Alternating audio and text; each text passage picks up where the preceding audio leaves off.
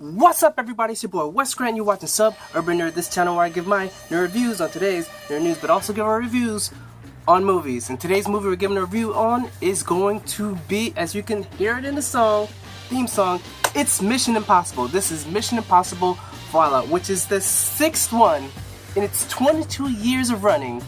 One main protagonist in his crew. I'm telling you, this movie. I'm not gonna say it surprised me, but goddamn, yo, if you guys want to see an action movie, Mission Impossible series is where you go. This is one of those rare franchises where it just gets better the more and more it comes out with. Cause we've seen this in, in other franchises. Let's say, the Vin Diesel one, the Fast and Furious. Yes, I like Tokyo Drift, which I would believe was the third one, but it kind of fell. But then he came back, and then The Rock was in it. That one was good. I think that was Fast and Furious 5, and then Fast and Furious 6, Fast and 7, and Furious 8. It's gotten better. But the one thing that Mission Impossible does not do is compromise its theme. It doesn't compromise what it is. It's a great action movie without being too over the top silly. Yes, it is over the top, but it isn't stupid over the top. Like, I'll give my little gripes at the end, but overall this movie was great. The cast was amazing. Like I said, you got Tom Cruise, Rebecca Ferguson, which was in the last Mission Impossible, which was Rogue Nation, I believe. You've also got Henry Cavill. You got Sean Harris, which was in, like I said, not spoiling, but was in the last one. You've got Simon Pegg, Ving Rhames, Angela Bassett, Alec Baldwin. Like, yo, the cast is crazy. Story-wise, you could follow stories. There was mystery. You kind of knew what the theme was. It's always what it is. There's a nuclear bomb somewhere, and Ethan Hunt has to stop it. I tell you what, people talk about who would win. Ethan Hunt, the Bourne Identity, or what's that other guy? Like this, James Bond. If I had to depend on them to save the world, I'm going Ethan Hunt. Because yes, close quarter, I'd give it to Jason Bourne. Yes, Jason Bourne whipped everybody's ass. He's pretty much a super soldier. Between Ethan Hunt and, James Bond, that's where it'd be like really iffy, because like they're both same kind of level. But I tell you what, man, Tom Cruise, he stepped his game up, and he keeps stepping it up higher and higher and higher. He was in Dubai on the side of the building. The last one, he was on the side of a plane. This one, he's on the side of a helicopter. The next one, I think he's gonna legit strap himself to the side of a freaking rocket. Like straight up, one of those rockets going to space or something like that, a missile. He's going to do this because the dude has no chill as far as putting his body at risk. Like, he does not care. He does it for us. And I appreciate it, Tom Cruise. I truly do, because what you bring to us is pure action. Like, there's so many times, like, I ain't gonna front. In the last Mission Impossible, with that time when he went down the swirl with the water, it's like, yo, I was holding my breath. And you still have moments like this. Somehow these movies still come out, and the tension is so crazy.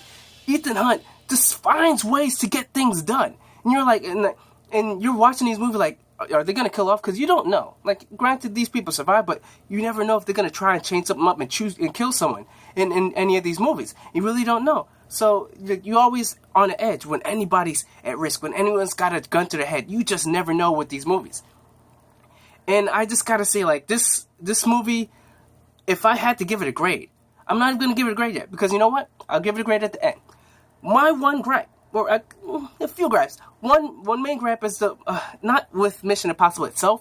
It's with these movies that are spanned around the world, because I accept that you can do these things, jump the motorcycle, go from building to building, but how are they getting around? People have to be over in, like, other side of the country. Aren't there, like, 16-hour flights? And then the bomb's gonna go off in 48 or 72 hours? So, like, I don't know. Are the things you're doing, like, granted, we're only watching this on a 2-hour time frame, but, like, if you're going from here to here, like, is there no layover? And, like, do you have your own special private jet, because you don't have to wait to get through customs? Like, I don't know what it is, but somehow wherever in the world they want to get to, they get to. And I'm not gonna fault it, because you know what? I enjoyed the movie regardless. But I have to give it to Tom Cruise. This dude, he must run marathons.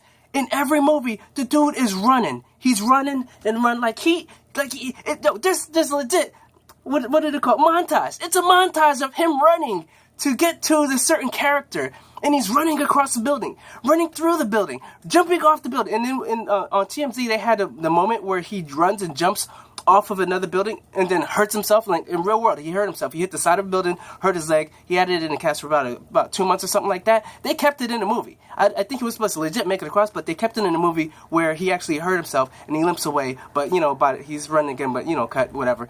But the one main thing that I found, the other kind of gripe, is the whole mustache gate. Because in Man of Steel, the whole thing with Henry Cavill's mustache, I could not help but keep looking at his mustache and I kept thinking, did they really have to keep that mustache on?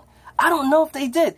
I mean, it's a nice mustache. Granted, Henry Cavill, it's a nice mustache in the movie, but you could, the prosthetics, there's so many, you can get a fake one that looks just as real. But hey, he was under a contract with Universal. Universal's like, yo, mustache stays. So that's one thing I kept focused on. That's my one, the other issue I kind of had with it. I wish that never had. I wish Universal never held them to that, because you can easily get a prosthetic, you know what I'm saying?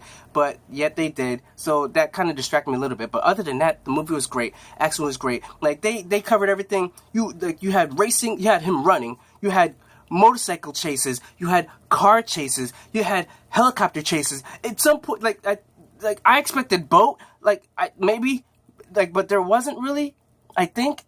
No, there was a boat, but there was no boat chase. So this movie covered all angles. If you're looking for a great action film, this is a film to go see. I'd give it an A. Because on legit, it just keeps getting better and better. And Tom Cruise, the person I was with watching the movie was like, yeah, this is the last one. I was like, are you kidding? This is not the last one. This did great. I hope this movie breaks bank when it comes to this weekend. I'm hoping at least 100 million. I'm hoping 100. I don't know if a movie has done 100 in one weekend, but I'm hoping at least 100, because this movie should be making money. This movie should be doing great, because it's a great action film. It isn't just stupid fun. It's good fun. It's good action. Pretty good story. And you can follow it. It isn't confusing, because the last movie I kind of went that I'm probably going to maybe do a review, even though it's pretty late, was Equalizer 2. And it was, a lot of people didn't like it that much. I feel it's not as good as the first one, but it was kind of confusing for a story. This one, you can follow the story, and it makes sense to you. It isn't an action film, stupid action film. It's a semi-smart action film with a lot of thrills and a lot of suspense. So, if I were telling you guys, you should watch it. So, that's pretty much my review for this movie. I give this an A. Watch this movie. See it as many times as you can. Watch the last couple movies, because they just got better and better. It started okay, Mission Impossible okay, and it somehow just got better. And the dude, Tom Cruise, does not age. He just looks the same.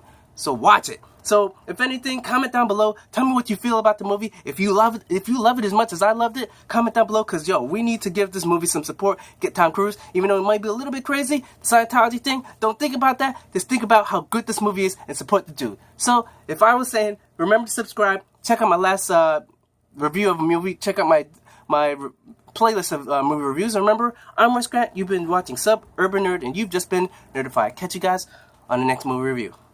Bye.